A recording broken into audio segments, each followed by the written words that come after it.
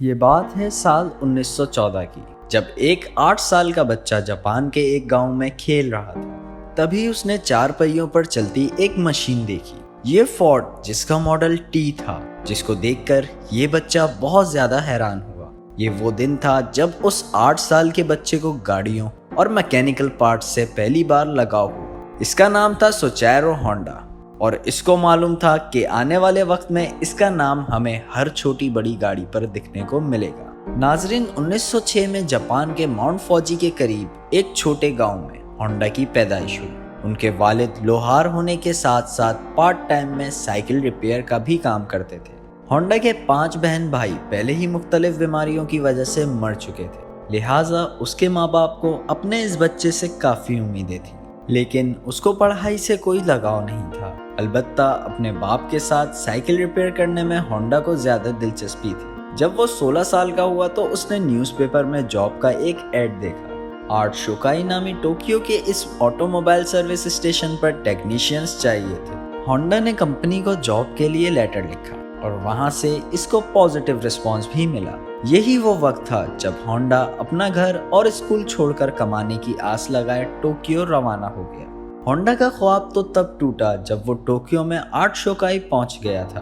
Company के मालिक ने होंडा से सफाई सुथराई के काम करवाना शुरू कर दिए और यहाँ तक कि उसको बेबी सिटिंग पर लगा दिया। होंडा बेचारा करता तो क्या करता, एक तरफ वो अपना घर छोड़ के निकला था और दूसरी तरफ उससे फालतू काम लिए जा रहे थे। उसको वापस अपने गांव जाने में शर्म आ रही थी, क्योंकि वो अपने घर वालों को फेस करने की हिम्मत नहीं कर पा रहा था। यही वजह थी कि अगले कई महीनों तक वो वही ऑड जॉब्स करने पर मजबूर रहा। कुछ ही महीनों बाद आर्ट शोकाई के मालिक ने होंडा से वर्कशॉप के काम भी लेना शुरू कर दिए। होंडा को इस काम में शुरू से ही बहुत इंटरेस्ट था, इसीलिए वो चीज़ों को आसानी से समझ जाता था। चंद महीनों में वो हर तरह की गाड़ी और उनके पार्ट्स के बारे में काफ़ी कुछ जान चुका था। इस दौरान आर्ट शोकाई ने 2 स्पोर्ट्स कार भी बनाई, जिसमें पहली गाड़ी आर्ट डेमलर थी और दूसरी कर्टिस। ये दोनों गाड़ियां यूज्ड इंजन को इस्तेमाल करके बनाई गई थीं, जिन्होंने जापानीज मोटर कार चैंपियनशिप 1924 में पहली पोजीशन भी हासिल की। होंडा अभी तक एक अच्छा मैकेनिक था, लेकिन इस रेस में वो ड्राइवर के साथ इंजीनियर के तौर पर बैठा था। यही वो इवेंट था जिसके बाद होंडा ने मोटर स्पोर्ट्स को अपना रिलीजन बना दिया।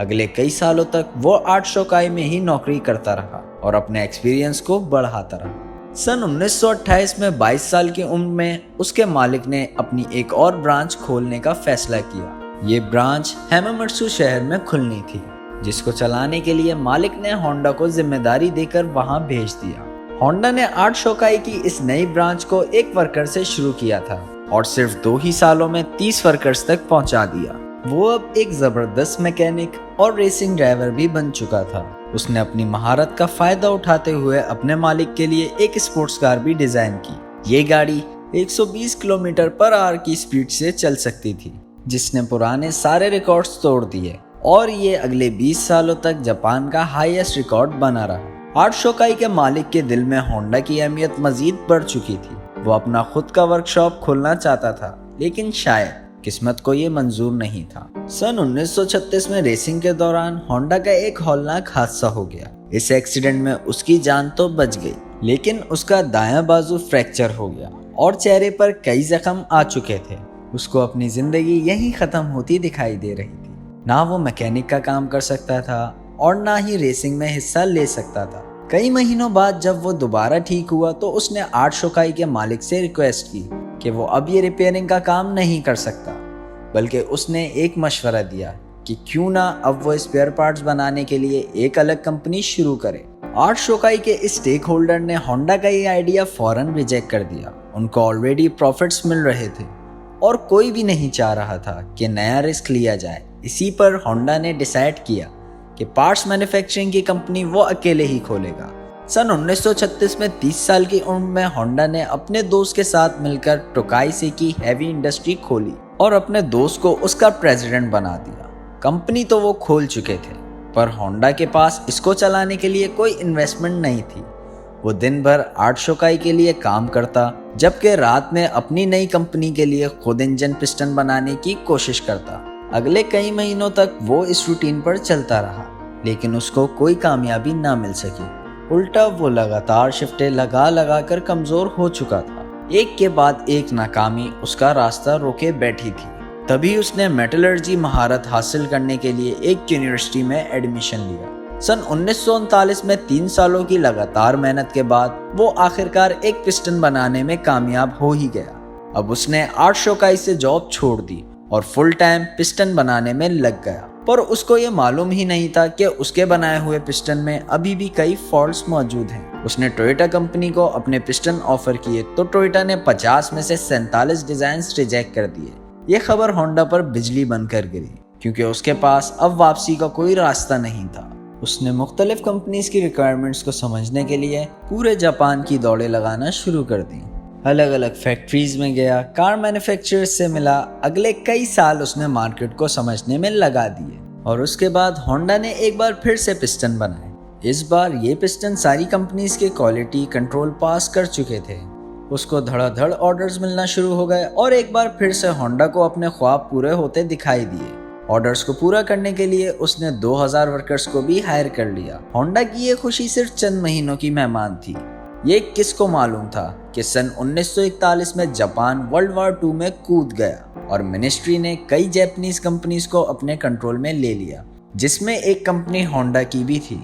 होंडा को डाउनग्रेड करके उसी की कंपनी का सीनियर मैनेजिंग डायरेक्टर बना दिया गया और चीजें तब मजीद खराब हो गई जब कंपनी के वर्कर्स को मिलिट्री सर्विस में लगा दिया गया।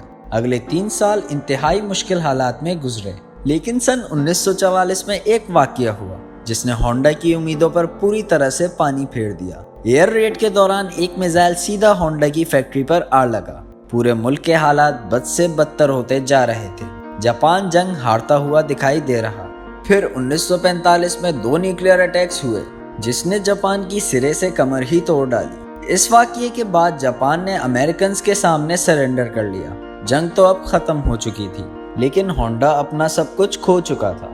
उसने अपने बचे कुचे एसेट्स टोयोटा को 4,50,000 युआन में बेचे और एक बार फिर से जॉबलेस होकर बैठ गया। ये हालत सिर्फ होंडा के साथ ही नहीं थी, बल्कि पूरा जापान बहुत बड़ी क्राइसिस से गुजर रहा था। मईशत पिघल रही थी, खाने पीने की शदीद किल्लत और महंगाई ने सबकी कमर तोड़ रखी थी। पब्लिक ट्रांसपोर्ट का मिलना इंतहाई मुश्किल था, क्योंकि जापान में पेट्रोल भी नायाब हो चुका था। इसी दौरान होंडा को जापानीज इंपीरियल आर्मी का एक छोटा इंजन मिला, जिससे वो वायरलेस रेडियो चलाया करते थे। अपनी आदत से मजबूर उसे एक आइडिया आया। उसने सोचा कि क्यों ना इस इंजन को एक साइकिल में लगाकर अपनी ट्रांसपोर्ट का मसला हल किया जाए। इससे ट्रांसपोर्ट आसान भी हो जाएगी और सस्ती भी पड़ेगी, क्योंकि उस दौर में लोग पहले की महंगाई से बहुत परेशान थे। तो जब उन्होंने यही इंजन एक साइकिल में लगा देखा तो सबको ये आइडिया बहुत पसंद आया। चंद यूज्ड इंजन तो होंडा को मिल गए, लेकिन लोगों की डिमांड इतनी ज़्यादा थी कि अब होंडा ने खुद का नया इंजन डिज़ाइन कर लिया। ये तारीख में पहली बार था कि किसी मशीन पर होंडा का लोगो देखा जाए। होंडा के पास इतने पैसे नहीं थे कि वो मास लेवल पर ये साइकिल बना सके, लिहाजा उसने 18,000 दुकानदारों के नाम एक ओपन लेटर लिखा। लोगों को होंडा पे इतना भरोसा था कि 3,000 दुकानदारों ने उसको पॉजिटिव रिप्लाई दिया और पैसे भी एडवांस दे दिए। अगले 3 सालों में होंडा ने एक ऐसी मोटरसाइकिल बनाई जो मार्केट की रिक्वायरमेंट की एन मुताबिक थी। ये मोटरसाइकिल सुपर कप के नाम से लॉन्च की गई, जिसने आते ही मार्केट में धूम मचा दी। ये मॉडल काफी कामयाब हुआ। 1958 में इसमें अमेरिका की अपनी ट्रियम्फ और हार्ली डेविडसन की सेल्स को भी पीछे छोड़ दिया, क्योंकि होंडा को रेसिंग का बहुत शौक, इसीलिए उसने अब स्पोर्ट्स बाइक बनाने का फैसला किया। वो मुख्तलिफ बाइक रेसेस में जाता और जीतने वाली बाइक्स की खास फीचर्स नोट करता। उस दौर में ऐसे स्पोर्ट्स कंपटीशन रेस से बढ़कर मैन्युफैक्चरिंग कंपनीज के लिए मार्केटिंग टूर हुआ करते थे।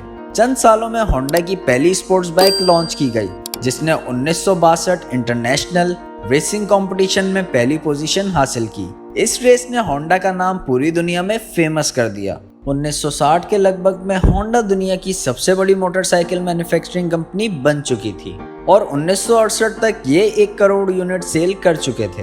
अपनी कामयाबी के 62 साल गुजारने के बाद आखिरकार सोचैरो होंडा को कामयाबी तो मिल चुकी थी, लेकिन जो ख्वाब वो बचपन से ही लिए बैठा था वो अभी तक पूरा ना हो सका।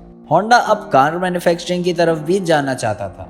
कई लोगों ने उसको ऐसा करने से मना भी किया, लेकिन उसने किसी की नहीं सुनी। उस वक्त जापान में ऑलरेडी टोयोटा और निसान जैसी कंपनीज अपना बिजनेस जमाए बैठी थी। वहां मार्केट में अपनी नई जगह बनाना काफी मुश्किल था। होंडा ने अपनी पहली पिकअप ट्रक T360 लॉन्च की, जो कि फेल हो गई। उसके बाद स्पोर्ट्स कार S500 लॉन्च की, जिसके सिर्फ 1300 यूनिट ही बिक पाए। कई सालों की मेहनत और कई दर्जन डिजाइन रिजेक्ट होने के बाद आखिरकार 1972 में होंडा सिविक लॉन्च की गई। ये वो गाड़ी थी जिसके नए मॉडल्स आज तक पूरी दुनिया में फेमस हैं। 1980 के लगभग में होंडा मोटर्स जापान की तीसरी मैन्युफैक्चरिंग कंपनी बन चुकी थी और सिर्फ 10 सालों में ये ही दुनिया की तीसरी बड़ी कंपनी हो गई। आज होंडा का नाम हमें cars, motorcycles, boat engines, plane engines और दर्जनों पावर टूल्स पर देखने को मिलता है। सुचारू होंडा ने होंडा सिविक के लॉन्च होने के अगले साल सन 1973 में कंपनी से रिटायरमेंट ले ली थी और 5 अगस्त 1991 को उनकी जिंदगी का ये सफर हमेशा के लिए खत्म हो गया। अगर आपको ये वीडियो पसंद आए तो वीडियो को लाइक करना ना भूलें और अगर आप ऐसी इन्फॉर्मेटिव वीडियोस देखना चाहते हैं तो दस्तावेज चैनल को सब्सक्राइब करें।